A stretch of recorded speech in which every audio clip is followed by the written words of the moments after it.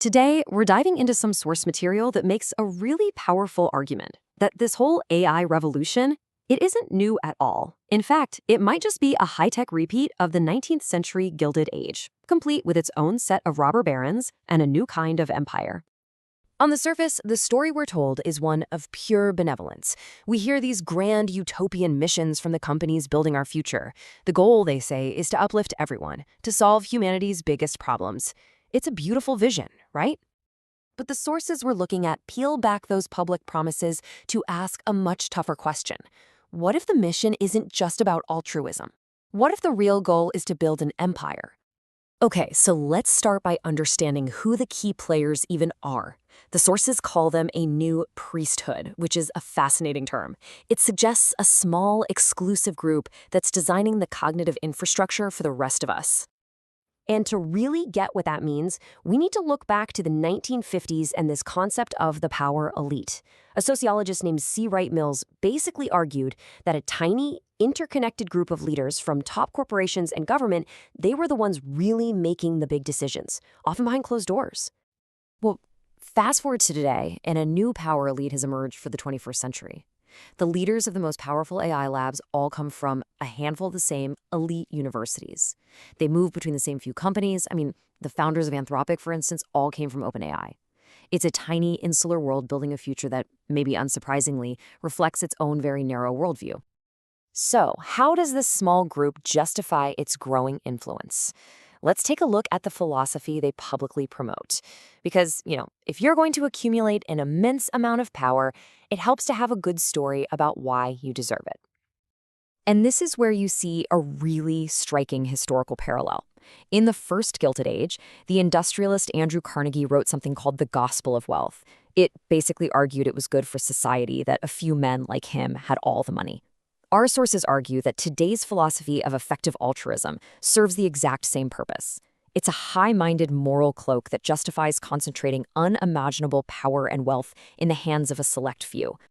And you see this moral cloak everywhere. OpenAI, for example, was famously founded as a nonprofit, stating that its mission was not about making money. But then you look at the fine print. OpenAI now has a for-profit arm, and its structure requires it to first generate massive returns for its investors, especially Microsoft, before any of that excess value goes back to its nonprofit mission. So that promise of benefiting humanity, it comes with a very expensive prerequisite. So, how do you build one of these new empires? Well, the sources claim it's a playbook taken directly from the 19th century robber barons. The plan is actually pretty simple. 2 steps.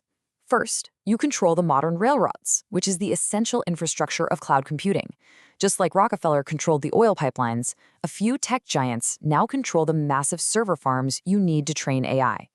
And second, you seize the raw materials. In this case, that raw material is the entire creative and intellectual output of humanity, just scraped from the internet. And this is not just a theory, by the way. These partnerships have become so dominant that they've actually triggered a formal investigation by the U.S. Federal Trade Commission. The FTC is now looking into whether these deals are creating a new kind of monopoly that just locks out any potential rivals. Now let's talk about that second step, seizing the raw materials. This whole thing has been called the Great Data Heist, and the scale is just staggering. Let's start with this number, 3 million. That's how many articles the New York Times alleges were illegally copied by OpenAI to train ChatGPT. The lawsuit argues that the company simply free-rode on decades of their journalism without ever asking for permission or offering payment. But it gets bigger. A lot bigger. Let's look at another number, 12 million. That's how many photographs Getty Images claims were used to train AI art generators without a license. And here's the most damning detail. Lawsuits allege that there were internal programs with names like Dragnet that were used to deliberately strip copyright information. The artists' names, the photo credits, from the data, essentially erasing the fingerprints of the heist.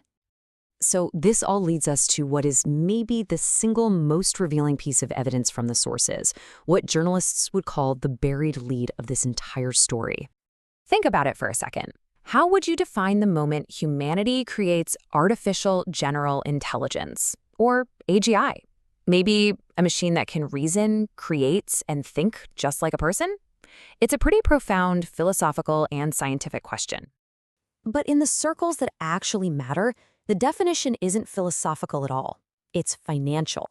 It is this number, $100 billion. That's right, a leaked contract between OpenAI and Microsoft apparently reveals the official legal definition of AGI.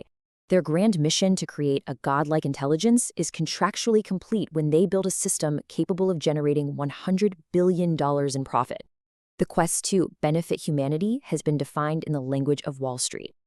So if the sources are right, if this really is the Gilded Age playbook, just with new technology, it forces us to ask a really critical question. We are all living in this new era. What kind of future is it building for us?